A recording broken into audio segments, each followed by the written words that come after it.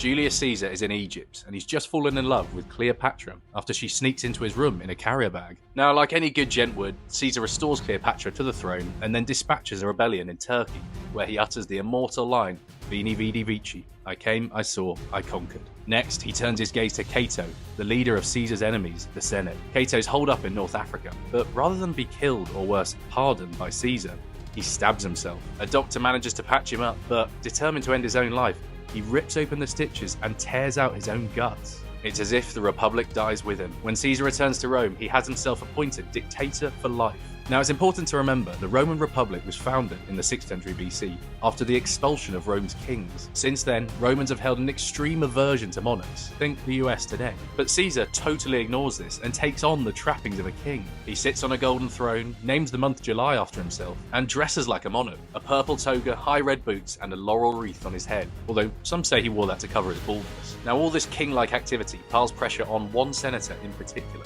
Brutus, whose ancestors overthrew Rome's last kings. Is it Brutus's destiny to get rid of Caesar? And to make things more dramatic, he may even be Caesar's son. By now, it's 44 BC, and Caesar visits his soothsayer, who warns him, beware the Ides of March, the 15th of the month. On that day, he heads to meet the Senate to carry out business. En route, the crowds cheer him, and he passes his soothsayer. He jokes, the Ides of March have come. The soothsayer replies, yes, but they have not yet gone. Unconcerned, Caesar enters the meeting hall. A group of senators approach him. They draw back their togas to reveal daggers. A frenzy of stabbing follows. As the final assassin steps forward, Caesar looks up aghast and whimpers, "You too, my child?" before Brutus, of all people, delivers the final thrust. As the attackers step back, Caesar covers his face with his gown. It would go on to be the most famous assassination in history.